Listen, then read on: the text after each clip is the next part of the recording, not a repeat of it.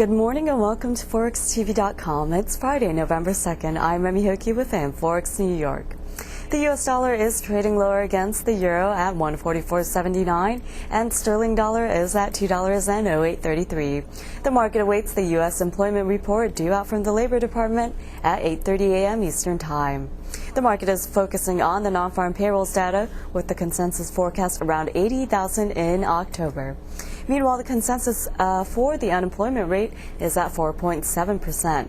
Investors will be watching the report for a better look at how the credit crisis has affected the broader economy. And in overseas economic data, Canadian unemployment declined to 5.8% in October. Following the release, the US dollar fell to a new record low against the Canadian currency, falling to 0.9389. This morning, we're joined by Mark Chandler, Global Head of Currency Strategy at Brown Brothers Harriman. He'll discuss the major currency pairs in New York morning trade, and he'll give us his outlook ahead of the U.S. non-farm payrolls data. Right now, the euro is trading about 144.83 against the U.S. dollar. Japanese yen is 114.57. The British pound is 208.5. After selling the foreign currencies yesterday in New York, foreign exchange traders sold the dollar heavily last night, renewing yen carry trades as well. The foreign exchange market, of course, is waiting for the U.S. jobs data this morning. The early call is for about 100,000 increase after the ADP data, and other surveys suggest a strong October report. Unemployment rate is expected to stay constant at about 4.7%.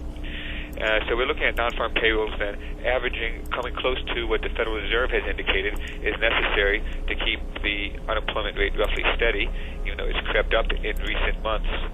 In general, I'd say the market is dollar negative, and they're looking for opportunities to continue to sell the U.S. dollar. The euro made a marginal new high, took out yesterday's high by a tick before consolidating ahead of the release, also indicating perhaps a strong North American economy. The Canadians reported a very strong employment number of their own this morning, and the Canadian dollar is making new multi-year highs against the U.S. dollar. In general, though, we see that the general trajectory, of course, in Q2, the U.S. economy was the best in the G7. It looks like Q3, the U.S. economy, the best in the G7. So the slowdown we get in Q4 is likely to come from a relatively high level of growth. So it's some good momentum.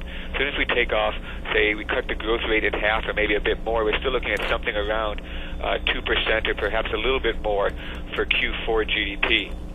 Nevertheless, the market's focused now on the continued pressure in the financial markets, with some large banks thought to be under renewed pressure, and insurance companies that insure some of those mortgage and derivative instruments under pressure yesterday after one reported a very large loss.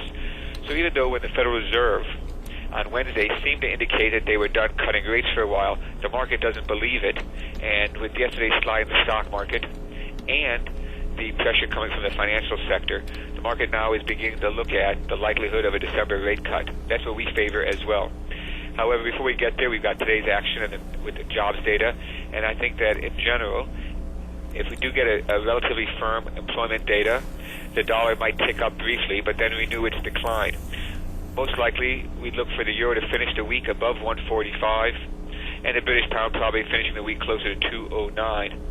With the dollar yen probably going down back to 113.80, maybe a little bit higher than that, maybe it's 114 here during the U.S. session, as the market gets into the weekend and anticipating further stress on the financial sector.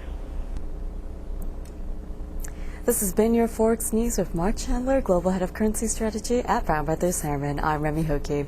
Join us in the afternoon for your latest Forex News update right here on ForexTV.com.